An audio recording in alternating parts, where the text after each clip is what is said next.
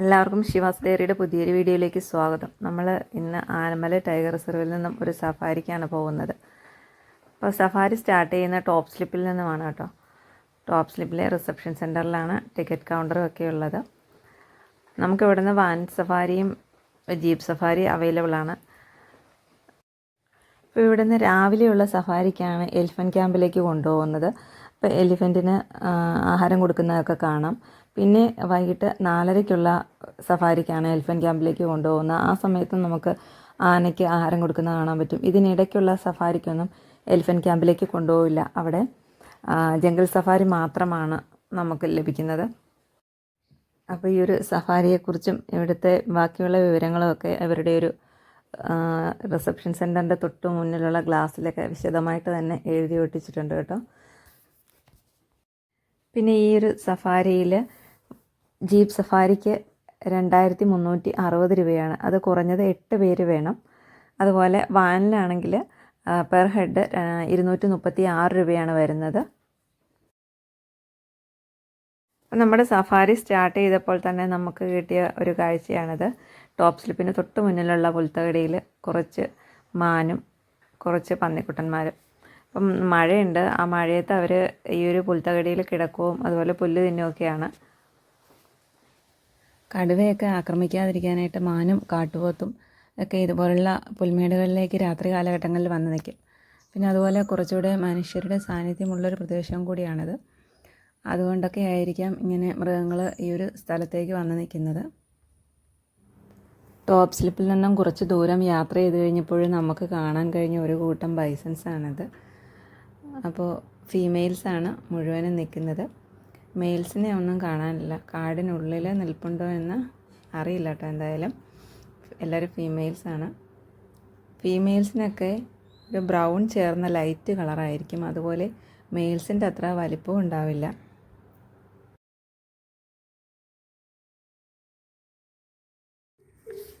മഴക്കാലത്ത് കാടിനുള്ളിലേക്ക് സഞ്ചരിക്കുന്നതാണ് ഏറ്റവും ഭംഗിയെന്ന് തോന്നുന്നു. കാരണം മഴയൊക്കെ നനഞ്ഞ് ഇവരിങ്ങനെ പുല്ല് നടക്കുന്നതൊക്കെ കാണാനായിട്ട് നല്ല രസമാണ്. അതുപോലെ നമ്മുടെ സഫാരി ബസ് തൊട്ടടുത്താണ് നിൽക്കുന്നത്. എന്നിട്ട് അവർക്ക് യാതൊരുവിധ പേടിയില്ല. സ്ഥിരമായി കണ്ട് ശീലിച്ചതുകൊണ്ടാവും.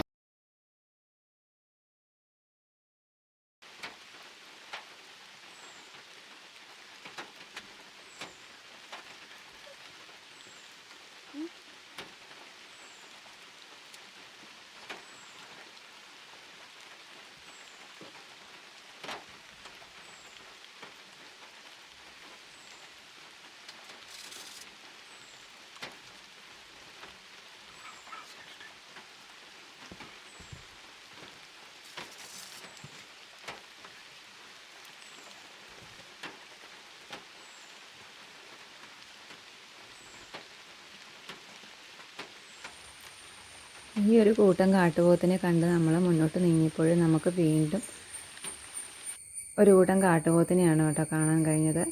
ഒരു മെയിൽ ഇന്ത്യൻ ഗൗറാണിത്. ഈ കൂട്ടത്തിൽ മെയിലുണ്ട്. ബാക്കിയുള്ളവരൊക്കെ തന്നെ ആ ഒരു കുറ്റിക്കാടിനുള്ളിലൊക്കെ ആയിട്ടാണ് നിൽക്കുന്നത്.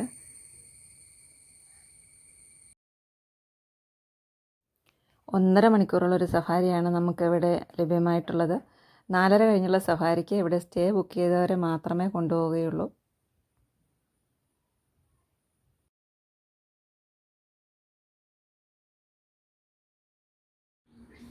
അടുത്ത നമ്മുടെ സൈറ്റിംഗ് ആണ് ഈ 2 ആനകൾ. പിടിയാനയാണ്. നല്ല മഴയത്ത് അവരും ഇങ്ങനെ നിൽക്കുന്നതൊക്കെ കാണാനായിട്ട് നല്ല രസമാണ്. മുമ്പേ പറഞ്ഞ പോലെ മഴക്കാലമാണ് കൂടുതൽ ആനിമൽ സൈറ്റിങ്ങിന് നല്ലതെന്ന് തോന്നുന്നു.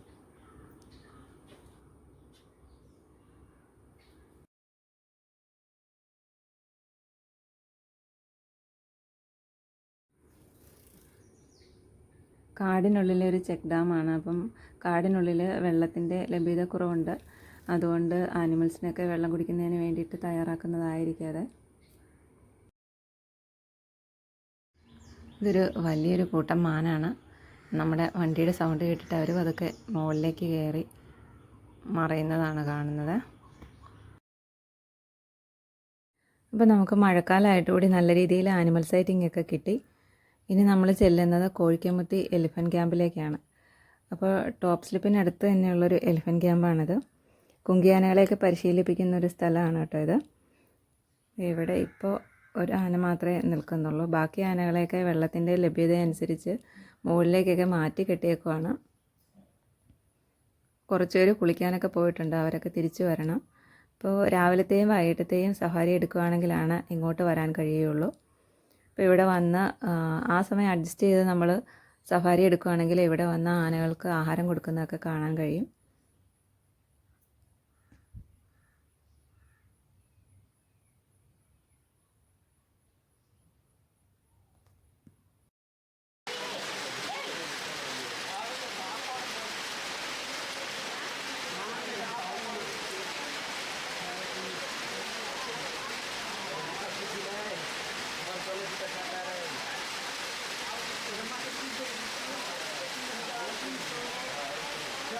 എലിഫന്റ് ക്യാമ്പിൻ്റെ പുറത്തെ കാഴ്ചകളാണിത്. ഇനി ഉള്ളിൽ ആനകൾക്ക് ആഹാരം പാചകം ചെയ്യുന്ന സ്ഥലമാണിത്. അപ്പോൾ ഓരോരുത്തർക്കുമുള്ള അളവിനനുസരിച്ച് വേർതിരിച്ച് വെച്ചിട്ടുണ്ട് ആഹാരമൊക്കെ. പിന്നെ ഇത് ഉരുളകളാക്കി ഈ ഉരുളകൾക്കൊപ്പം ചികിത്സയിലിരിക്കുന്ന ആനകളാണെങ്കിൽ അവർക്ക് മരുന്നും ഇതിനൊപ്പം കൊടുക്കും. അതുപോലെ ആനകൾക്ക് ആഹാരം പാചകം ചെയ്യുന്നതിന് വെച്ചിരിക്കുന്ന അരിയും പച്ചമരുന്നും ശർക്കരയും ഒക്കെയാണിത്.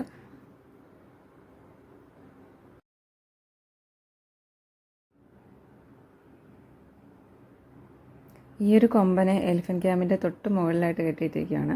അപ്പോൾ വെള്ളത്തിൻ്റെ ലഭ്യത അനുസരിച്ച് അവരെ അങ്ങോട്ടും ഇങ്ങോട്ടൊക്കെ മാറ്റിയിട്ട് കെട്ടിയേക്കുവാന്നൊക്കെ പറഞ്ഞിരുന്നല്ലോ, അങ്ങനെ മാറ്റി കെട്ടിയേക്കുന്നതാണ്.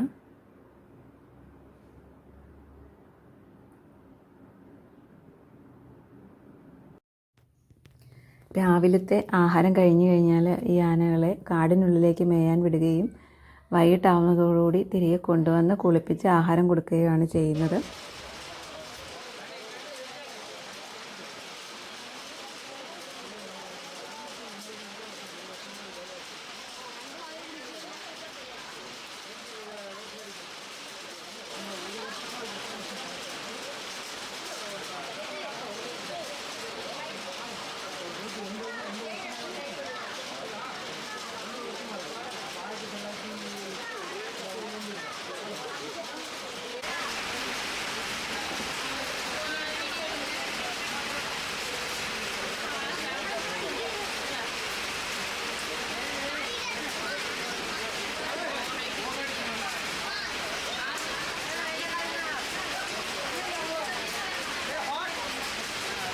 അപ്പോൾ നമ്മൾ ആനയ്ക്ക് ആഹാരം കൊടുക്കുന്നതൊക്കെ കണ്ടിട്ട് എലിഫന്റ് ക്യാമ്പിൽ നിന്നും തിരിച്ച് പോവുകയാണ്.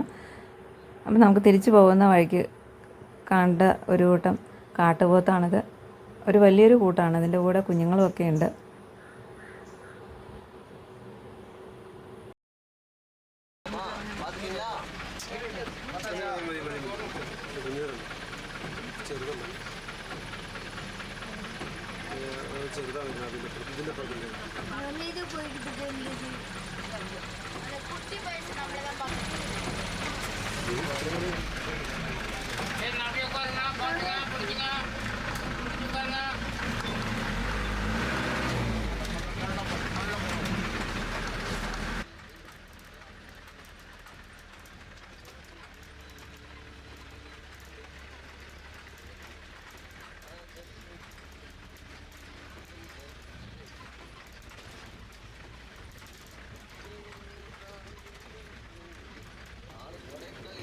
നമ്മുടെ സഫാരിക്ക് പോയ കുറച്ച് വീഡിയോസിലൊക്കെ കുറച്ച് വൈബ്രേഷനൊക്കെ ഉണ്ട്. റോഡ് മോശമാണ്, അപ്പോൾ അതുകൊണ്ടാണ് കുറച്ച് വൈബ്രേഷനൊക്കെ വന്നിരിക്കുന്നത്. അപ്പോൾ നമുക്ക് യാത്ര ചെയ്ത് നമ്മൾ തിരിച്ചു വന്നപ്പോൾ നമുക്ക് വീണ്ടും ഒരു കൂട്ടം കാട്ടുപോത്തിനെ കിട്ടിയിരിക്കുകയാണ് കേട്ടോ. കാട്ടുപോത്തൊക്കെ ഒരുപാടുള്ള സ്ഥലമാണ് എന്ന് തോന്നുന്നു. എവിടെ നോക്കിയാലും ഓരോ കൂട്ടം കാട്ടുപോത്തിനെ കാണാം. അപ്പോൾ നമ്മുടെ വീഡിയോ ഇഷ്ടമായാൽ ചാനലൊന്ന് സബ്സ്ക്രൈബ് ചെയ്ത് സപ്പോർട്ട് ചെയ്യാനും ഒരു ലൈക്ക് ഇടാനും മറക്കരുത്. വീണ്ടും മറ്റൊരു വീഡിയോയുമായിട്ട് കാണാം.